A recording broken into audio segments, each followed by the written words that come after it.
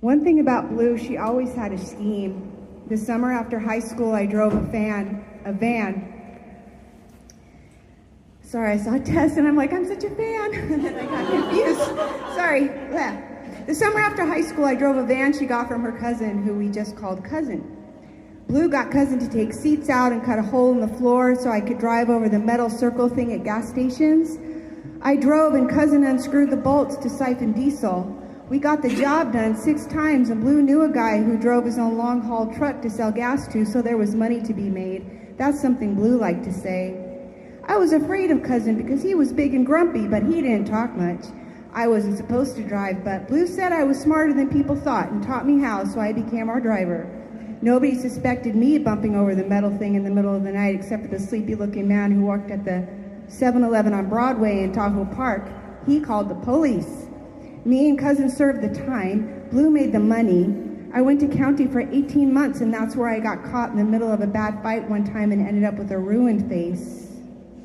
Mr. Cox, who was my teacher, visited right before I got out. I looked messed up compared to before, and his eyes wobbled when he first saw me. He had on a nice shirt, and I bet his shoes were shined. Mr. Cox always dressed like he was headed somewhere better than room 32, which was where the special ed kids learned. I felt sorry for him sitting there with a phone to his ear and his red face and his iron shirt. He liked showing PowerPoints of his vacations. There was a picture of him and his wife at the Grand Canyon, and he told us that every year somebody got too close to the edge and fell off because the canyon could hypnotize you if you weren't careful. He also said he got to go to fun places because he worked hard. He said, I worked hard and so should you.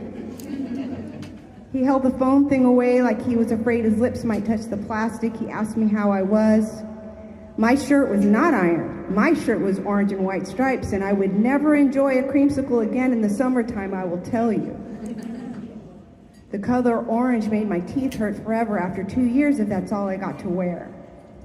I said I was going home to my mom in Oak Park, and he said he gave my name for a job cleaning classrooms at the charter school there. You can't be haunted by the past, Georgia, he said, and wouldn't look at me too long in the face. He said the most important thing was hard work.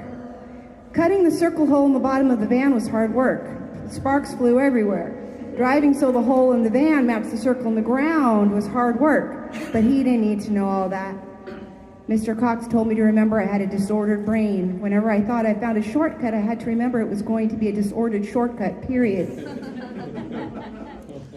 Mr. Cox was a nice man, not a creeper, nice dresser, worked hard, always visited his former students when they were about to get out of jail.